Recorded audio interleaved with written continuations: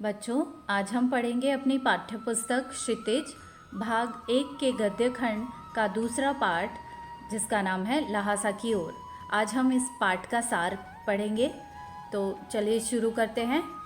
लहासा की ओर नामक पाठ राहुल सांकृत्यायन द्वारा रचित यात्रा वृत्तांत है। इस पाठ में लेखक ने अपनी तिब्बत यात्रा का वर्णन किया है, जिसमें उसने लहासा की ओर जाने वाले दुर्गम रास्ते का बड़ा ही रोचक वर्णन और तिब्बती समाज के बारे में अनेक जानकारियां दी हैं। लेखक ने नेपाल से तिब्बत जाने वाले मुख्य मार्ग से अपनी यात्रा शुरू की थी, क्योंकि तब फरीकलिंगपोंग का रास्ता खुला हुआ नहीं था। हिंदुस्तानी वस्तुएं भी इसी रास्ते से तिब्बत जाती थी। यह रास्ता व्यापारियों तथा सैनिकों के लिए था। यहाँ जगह जगह फौजी चौकियाँ और किले बने हुए थे, जिनमें चीनी सेना का वास था। कुछ किलों में किसानों ने डेरा जमा रखा था। लेखक इसी प्रकार के एक किले के पास चाय पीने रुका था। तिब्बत में यात्रियों के लिए कुछ अच्छे साधन थे तो कुछ परेशानियां भी थी। तिब्बत में जात पात का भेदभाव, छुआछूत और पर्दा प्रथा जैसी कुरीतियां नहीं थी। यहाँ घरों के द्वार खुले रहते हैं। यहाँ की बहुएं और सास अपरिचित यात्रियों को भी चाय बनाकर दे देती हैं।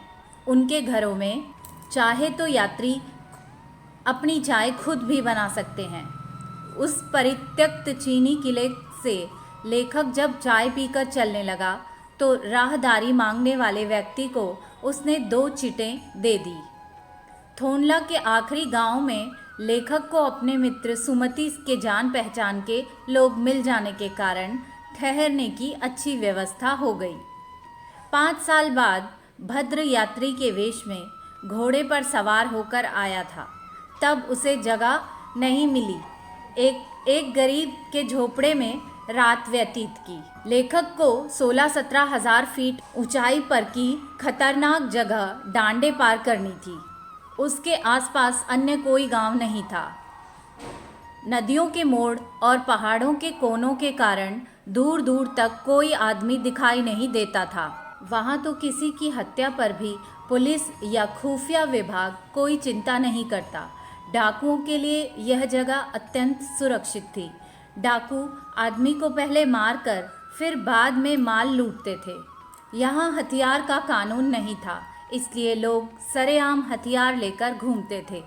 डाकू यदि आदमी को नहीं मारे तो उन्हें अपनी ही जान का खतरा है। लेखक और उसका साथी भिखमंगों के वेश में थे। सामान के साथ पहाड़ पर चढ़ना कठिन था, इसलिए उन्होंने 2 घोड़े कर लिए। दोपहर तक वे लोग डांडे पहुंच गए। यहाँ का वातावरण बहुत ही मनोरम था। दोनों ओर पहाड़ होने के कारण कुछ पर बर्फ थी और कुछ पर बर्फ नहीं थी।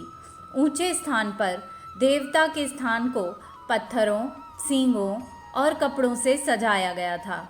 लेखक का घोड़ा धीरे धीरे चल रहा था, इस कारण वह अपने साथियों से बिछड़ गया। इसी बीच वह रास्ता भटक गया और लगभग 4 बजे लंकोर पहुंचा, जहां उसका साथी सुमति उसके इंतजार में था।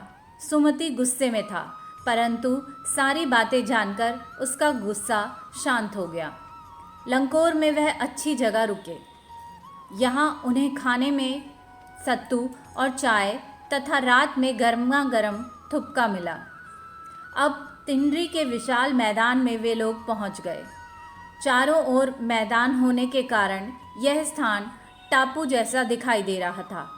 इस मैदान में तिंड्री समाधि गिरी है। सुमति यहाँ अपने यजमानों के यहाँ जाना चाहता था।